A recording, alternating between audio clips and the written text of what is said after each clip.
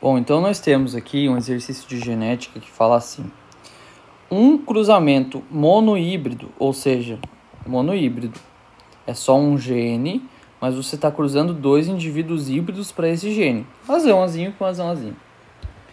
Tem uma taxa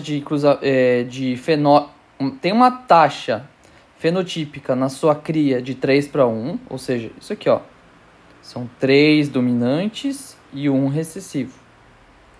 Mas dessa vez deu 3:0 nesse experimento aqui. O que explicaria ter dado 3:0 ao invés de 3:1? Então aqui a gente tem, ó, aqui são os 3 com o caráter dominante e aqui é o 1 com o caráter recessivo. Então o que pode ter acontecido?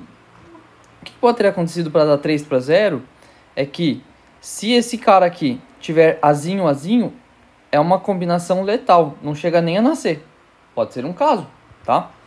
Então isso poderia explicar, só dando um exemplo aqui de como daria 3:0. O animal ia ser fecundado, ia gerar o zigoto azinho, azinho, mas o zigoto não ia nascer. Não nasce, né? Só um exemplo. Mas o que pode explicar isso, além disso que eu falei? Uma cria, uma prole, com ambos os alelos dominantes não sobrevivendo, isso que ele está falando aqui é o seguinte, ó. Se for azão, azão, morre. Se isso aqui acontecesse, gente, ó, eu vou voltar aqui nesse nosso desenho. Esse 3:1 não ia ser 3:1, ó. Se fosse quando tem azão e azão morrer, ia ser 2:1. Então, o item 1 explicaria se fosse 2:1, ao invés de o que a gente está tentando explicar, que é o 3:0. Tá? Então, o item 1 não marca, falso. Item 2. Apenas uma pequena quantidade de offspring ser produzida. Bom, isso aqui é uma questão um pouquinho chato, porque isso aqui não é conteúdo em si. Isso aqui é meio que o iMatch tentando ver a habilidade dos alunos de pensar no experimento em si. Então vamos pensar que para fazer esse experimento eu peguei duas cruzas, tá? E dessas duas cruzas eu gerei aqui, ó, um deles teve filho e saiu um azão, azão. Outro deles teve filho aqui e saiu um azão, azão. Aí de repente eu falei assim, eu preciso de mais um casal para fazer esse experimento aqui. Vou cruzar mais um casal. Cruzou mais um casal, saiu um azão, azinho. Eles falaram assim, opa, acho que já deu a hora de terminar o experimento. Então, deu 3 dominantes e não deu nenhum recessivo, tá? O que acontece? Esses experimentos, quando eles são feitos, para você chegar em 3:1 e tudo mais, você faz com milhares de pessoas, com milhares de animais, com milhares de plantas, como o Mendel fez.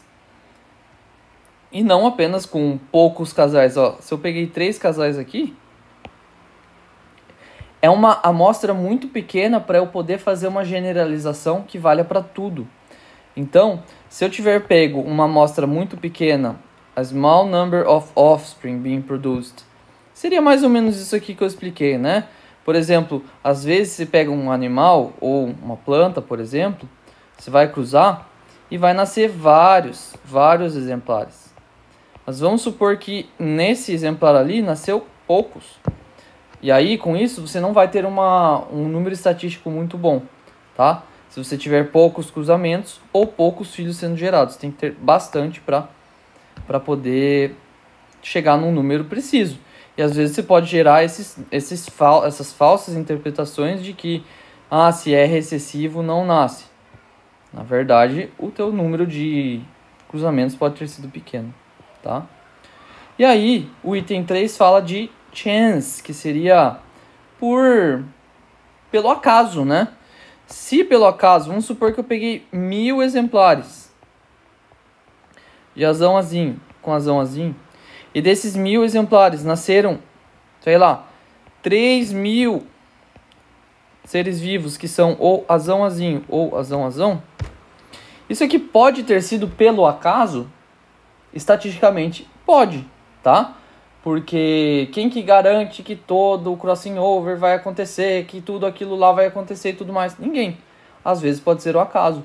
E isso é muito levado em consideração em experimentos científicos. Por isso, para você evitar o acaso, o que você faz? Você aumenta o número de experimentos. Quanto maior o seu número de experimentos, menores são os seus erros por conta do acaso, menores são os seus erros também por conta de ter pego uma amostra muito pequena. Por isso, itens 2 e 3 estão certos, gabarito a letra D.